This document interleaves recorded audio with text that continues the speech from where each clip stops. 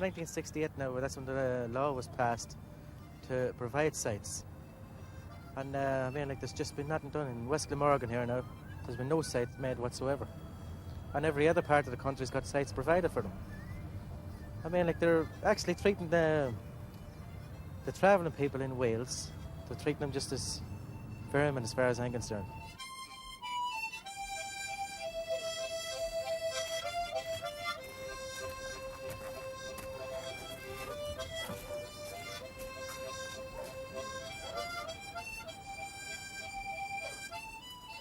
The 1968 Act placed an obligation on us to provide encampments, and apart from the legal consequences of that, the fact remains that here we have a population which is not treated to the kind of facilities, if you like, which normal communities receive. There's no refuse collections, there's no water facilities, no toilet facilities.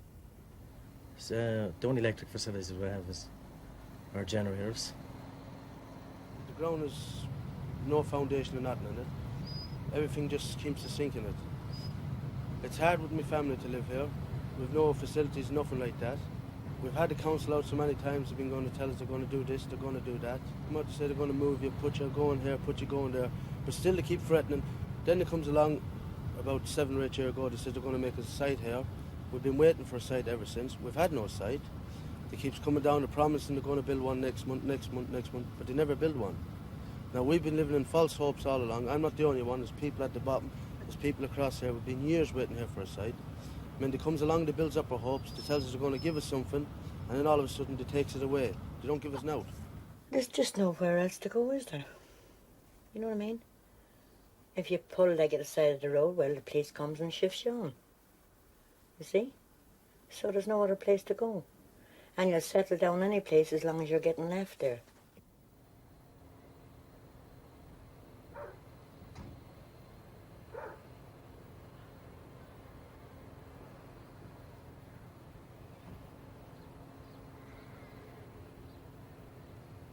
That whole road floods up. All around the trailers floods up. You're just walking out with a pair of shoes, and when you come back in, you're soaking wet. I got very bad pains in my legs over the heads of it, you know. And the little children's the worst. My grandchildren now. They can't get out to play or do anything in the winter time. They're just stuck in the trailer all the time. If they go outside, they get soaking.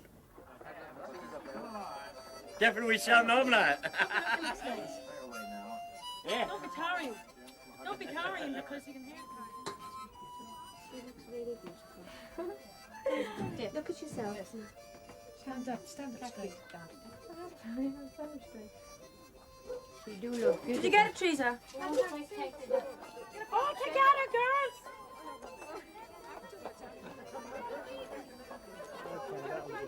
I declare that I know not of any unlawful impediment. May I, Elizabeth Bearer James, may not be joined in matrimony to Robert Anthony Gilheaney. Since it is your intention to enter the marriage, declare your consent before God and His church. Robert Anthony Gilheaney, will you take Elizabeth Beryl James, here present, for your lawful wife, according to the right of our Holy Mother Church? I will. Elizabeth Beryl James, will you take Robert Anthony Gilheaney, here present, for your lawful husband?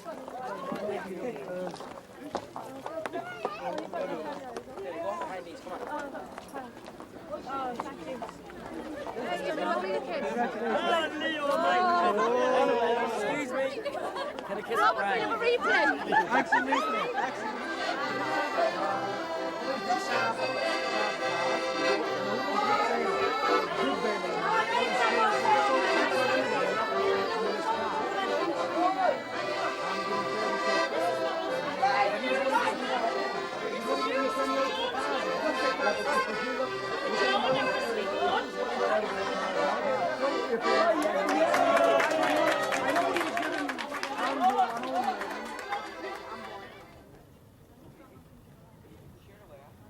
The site's made there in Pembroke Dock. I was down there a few weeks ago there. My brother Robert got married, and the site is immaculate. They've been there 5 years now, and I guarantee if you go down, right, you'll see how clean it is. That's all we're asking for, right? Is the right just to give us that chance to prove to the Gorgie people, right, that we're not all dirty.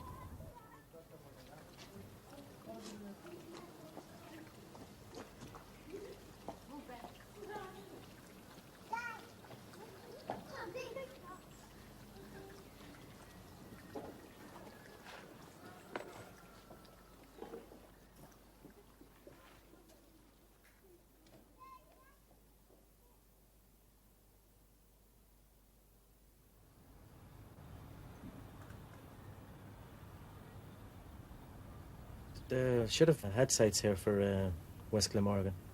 As a matter of fact, my father had to take them to court over not having sites, and he won his case in London. So they have to provide sites now. They're breaking the law. They can't move us. They can't. They'll give us this place here now until such time to provide the sites. We haven't done the job because perhaps we've tried to be all things to all people. In other words, we have tried to accommodate the protesters. Belatedly, we have discovered that wherever we suggest there should be a gypsy encampment, we are going to encounter opposition. What I have felt in the past is that if we placed gypsy families amongst a hostile neighbourhood, then, of course, the encampment would be discredited, and indeed we wouldn't succeed. There's been a great deal of hostility. I regret to say there's been a great deal of prejudice, and that has really encountered for the position that we now find ourselves in.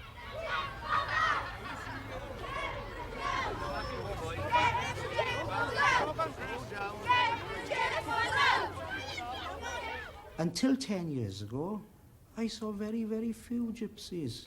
And now suddenly, we've got an enormous encampment of them. Where have they come from? I've been over here going on 20 years now, and I've married a West girl. I've got 4 kids born in Swansea, in Marsden, 1 in Swansea, and 3 in Marsden. I've got 1 born in North Wales and 1 born in Scotland. And I married a Welsh girl from Aberystwyth. My brother, Jimmy's married to a Welsh girl. Patrick, he's married to a Scotch girl. My brother Robert, he's married to a Welsh girl. So, I mean, like, manner of speaking, like, we want to talk about not being a native of this land. We must say we are, like, aren't we? I've got children, like, born here. I was born here, born in Marsden. So I should think I have a right to live here, do you? You know? There's a lot of people in Marsden, I should imagine, would come from England and places like that. So, you know, Indians, such people as that, like. They got a right here, I don't see why I are here.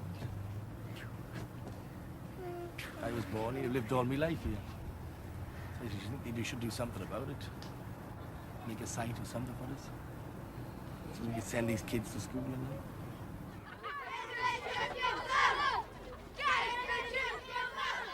I've been in different places, post offices, surgeries, greengrocers, they've been all near me, and I've smelt these people have had to go out. Would you like to live on an industrial estate? Because that's basically what they're living in, with no sanitation. Now, it's not fair to them.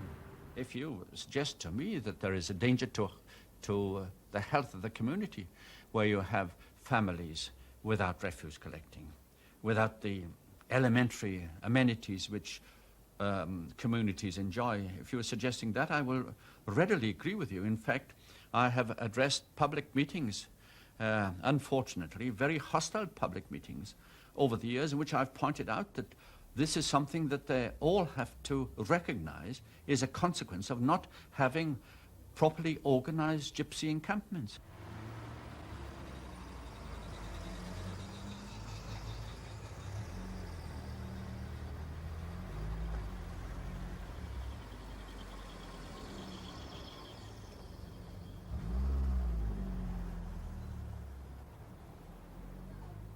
Come to the shop, and Mum, you're staying home. I've been here 10 years now, and I get on great with the people here. And the reason why I really want to stay here is because I've got a little boy buried in Morriston. And I got a little girl, Violet, she's 6-year-old, and she's brittle-boned. And she's in care, like. And I go to see her every week. And for the sake of Roseanne, my oldest little one, she's been badly burned, 38% of her body, like. And she's got her doctors here. Come on, then. Turn your legs. I want my kids to grow up in a place where they belong, really. I mean, we belong here. We certainly should not be forced on. Why should it be forced on? I mean, I will fight to the very last. Before anybody moves me, I will fight to the very last. If I've got to take the council to court, I'll take them to court. Because I will not be moved. My roots is here, so therefore I'm entitled to stay here. Sit up there. Let's sit the chair, quick. Don't scratch, Rosie. It's in you, Rosie. My oldest little one, she took nail varnish in the fire, and it came out on a tracksuit. And the tracksuit went up just like as if you put a gallon of petrol on it. Well, at the time, there was no water here or anything to put her out. And my oldest brother, Peter, he rolled her up in a carpet, because that's all we had, like. An old carpet outside that was laying on the ground. It was soaking wet. It was filthy. And due to the carpet, like, wrapping her up in the carpet, by the time we rushed, they rushed to the Chepstow Hospital, she was really critical. And the dirt of the carpet got into the burns. And she only had 5 hours to live on a Sunday. She was given her last rites. She only had 5 hours to live.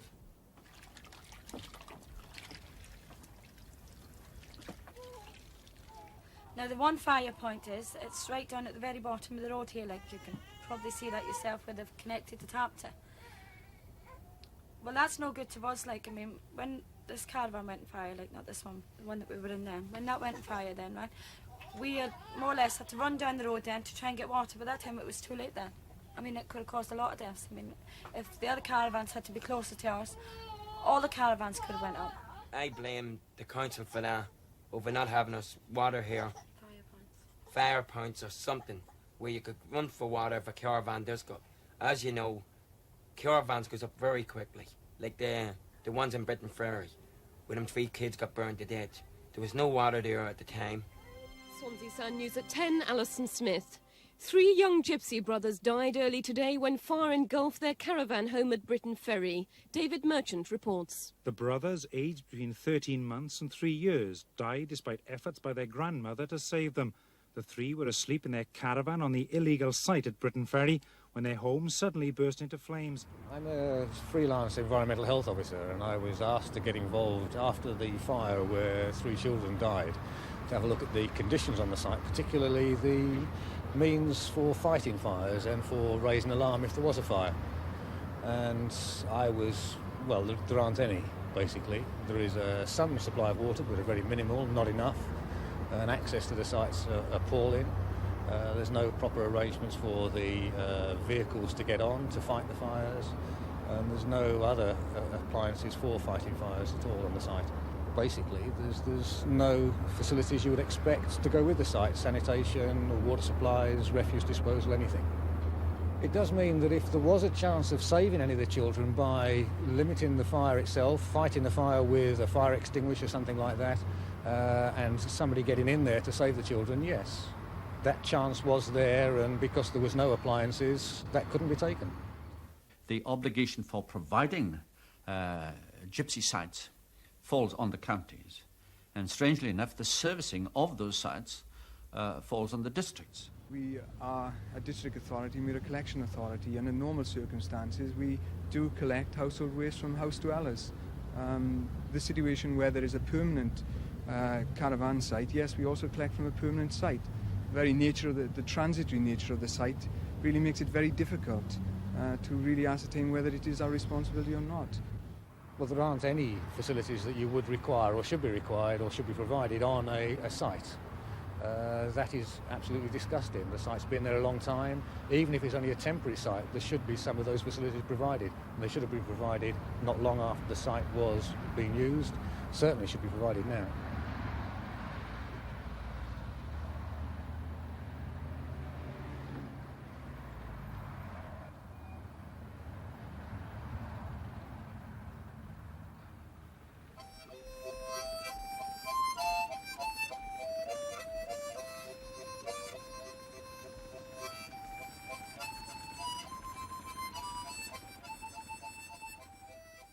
Well, Paul, as you can see, this is some of the conditions now that we're forced to live in. I mean, you've got like this rubbish here, floods, the rats. The council comes down here and the tips all this old stuff up here. Then it's the travelling people then that gets the blame. But I mean, like when they come and tip this on your doorstep, and we've got to live here, you can imagine like what it's like. And the rats, it's very, very bad down there. I mean, I looked out one night and there was dozens of them around the trailer. Oh, it's bad. I nearly had a fright last night. Because you know what? I was going down there, I woke up to the road with my friend, right? And a big rat shot out in front of me and jumped right over my foot. Oh my God.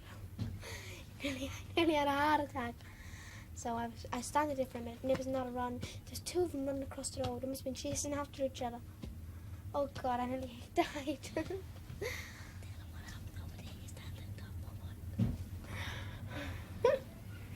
And when I walked over there, who was that with Tanya? So I was walking over there, and I seen one jumping like that there, so I kept walking on, and one jumped underneath the board, and I stand on top of the board, and something was scraped underneath it. Oh, and nobody heard me. I screamed and screamed and screamed. I got a big stone, chucked on top of the board, and I run away. It's infested with them, to be honest with you. With rats, and mostly it's a hazard to the children and all sorts of things, you know. He tries to eat his way up through the caravan floors, and he's killed many chickens here, like, and things like that. Young chickens and things. We've had here.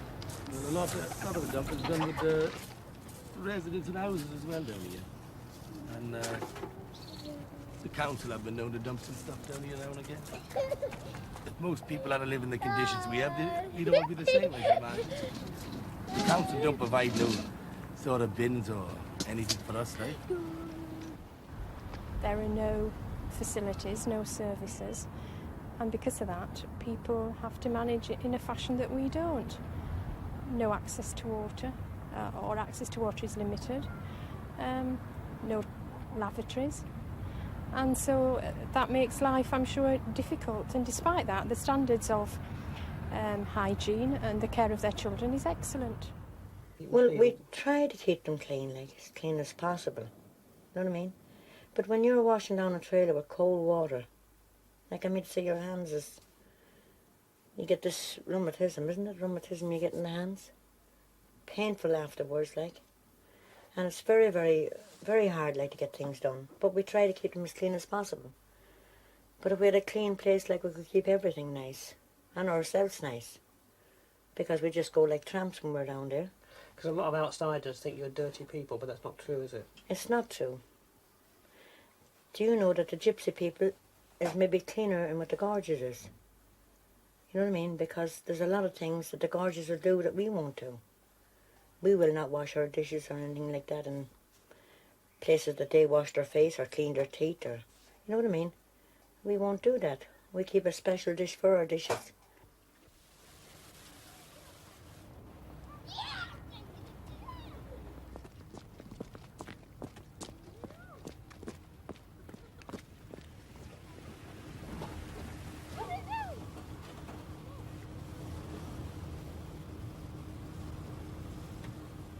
Yeah, well, we get our water like from a fire point, which is not healthy in the beginning anyway, because we have to boil the water, like even for drinking water, you have to boil the water, then leave the water go cold. The health inspector came down.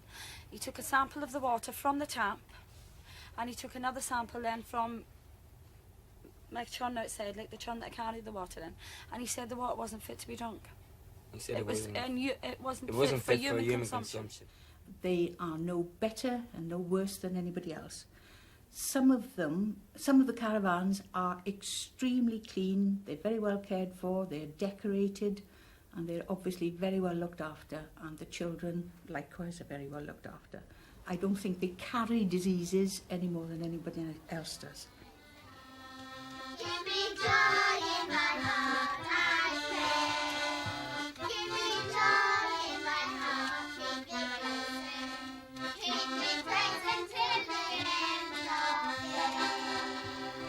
Sing, Hosanna, sing, Hosanna, sing, Hosanna to the King of Kings.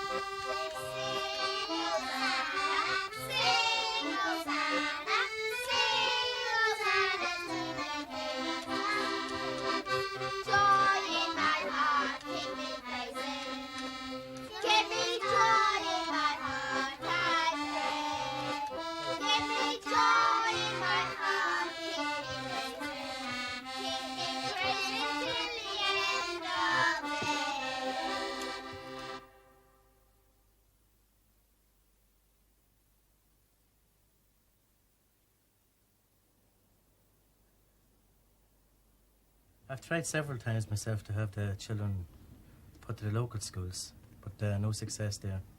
And then I've seen my local doctor, Dr. Brennan, and she's wrote several letters away to the Health Authority, the Education Authority, and through her we are having a bit of action now.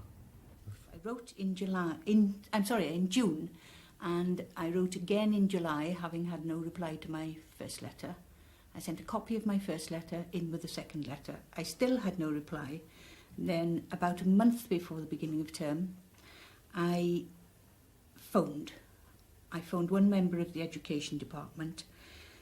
Eventually, I was given the name of a school that these 6 children could attend. I was then directed to another member of the education department who gave me the name of a second school that the children should attend. These were given within 2 days of each other, so 2 members of the education department were stating that the children should attend different schools. I then learnt that a third option had been proposed, that they should attend a separate unit until they were brought up to standard, and that the education department would appoint some teachers to try and bring them up to standard, and then they would be sent to the normal junior schools for the area. This is taken from the 22nd of June. It is now the 14th of October, and the children are still not in school.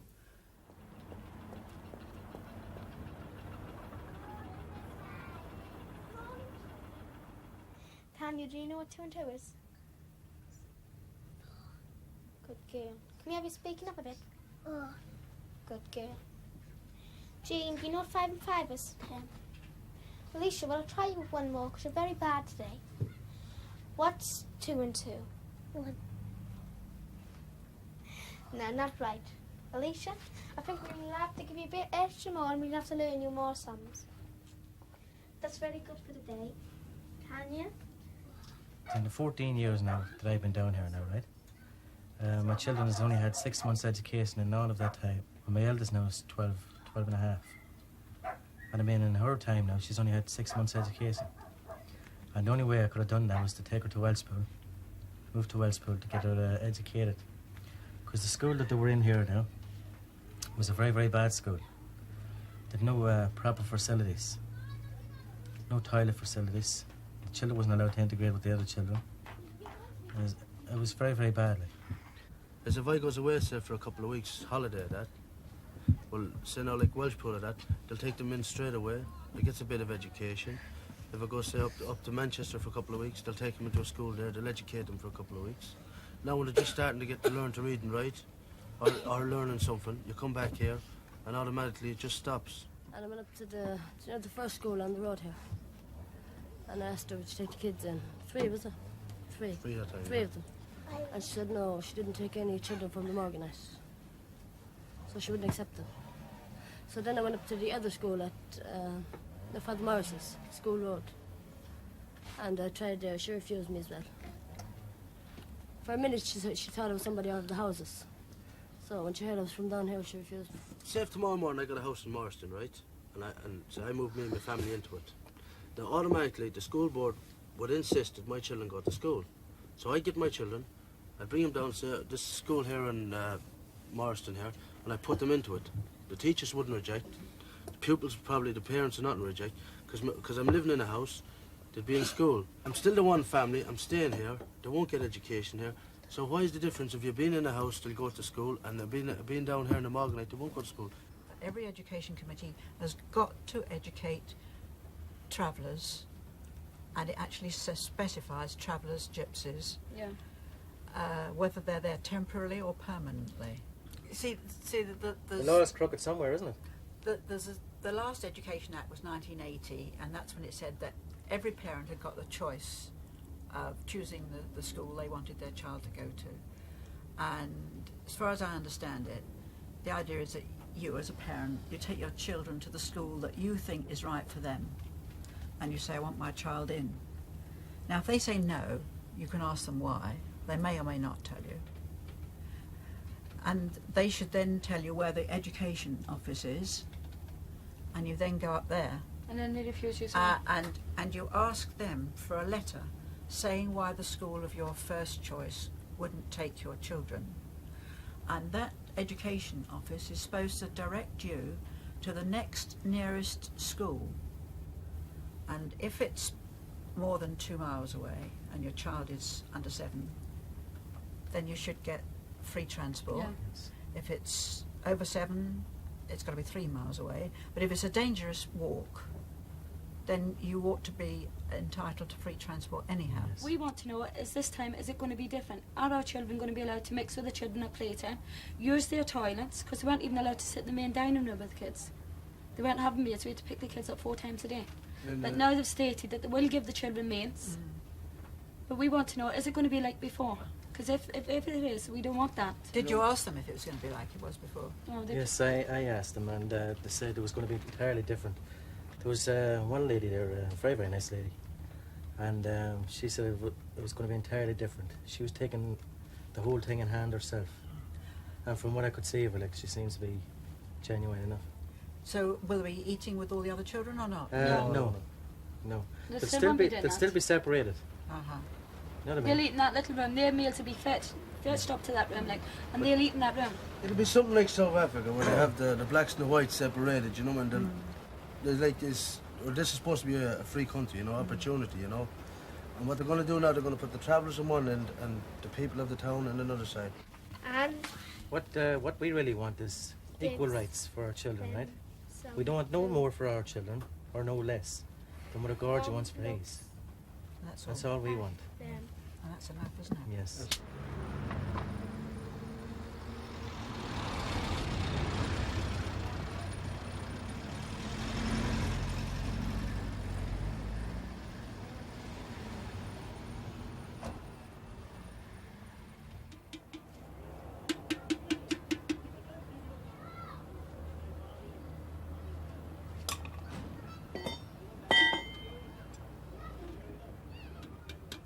If we had a proper site, I mean, like, they'd have to provide a proper school.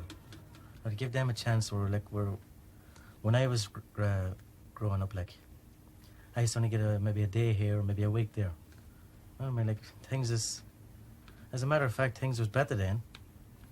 Because years ago, the health authority men would come along, the education men would come along and make you go to school. But the people here at the present time, they've got no consideration for travelling children. Can't go up the road because people called you gypsies. They called you tinkers and all. And in our school, only some people used to do it.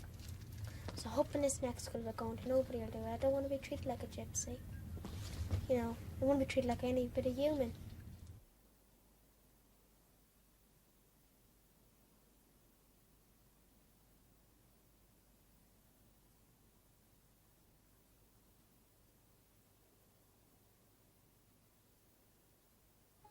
You don't think we have any rights at all? You know, she tries to treat us lower than anything going in the world, I should imagine. We are a low class, a low race of people as far as they're concerned. They don't want to know us. They don't want to know nothing about us, I don't think. They'd like us to vanish off the face of the earth. Not much of a future for them, is it? I don't accept that there have been no facilities. In Morriston, we laid on water. In Morriston, we were able to provide education certainly of an elementary kind for the children of the gypsy families. We have tried as best we can, albeit sometimes without the necessary authority to make life a little easier for them. We've been waiting now for 10 years to have this site passed. I mean, like, if anyone's patience is running out, like ours is running out, sometimes I feel like just taking the caravan and parking right outside the Guildhall. That way maybe we might get a bit of notice taken to us.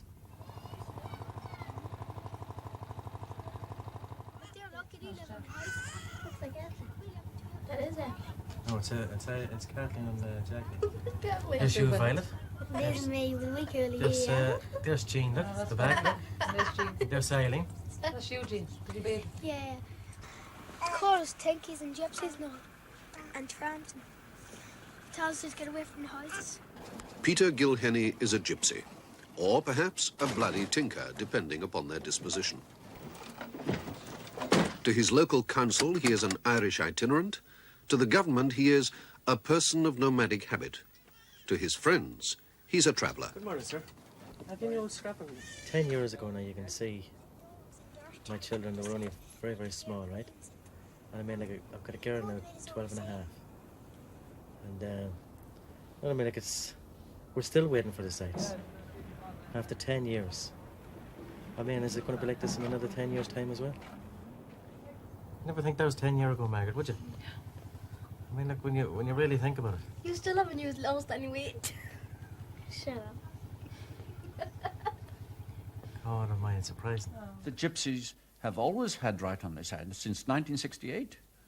And I feel sure that there was certainly a moral right on their side prior to that. But there's no question of their having established a right that didn't exist. It's existed since 1968. It's our inability to come to terms with the 1968 Act is the problem. We were forced to live like this, and we don't want to live like this. I mean, living like this here is just, it's degrading us.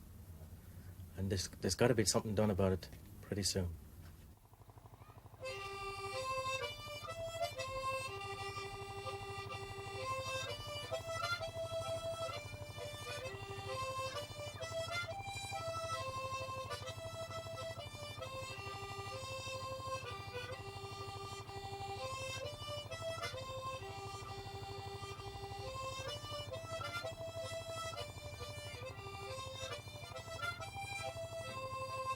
It's not us that's leading the outlaw life.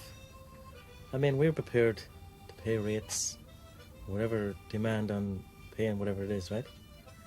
It's the council and the education department who's the outlaws, not us.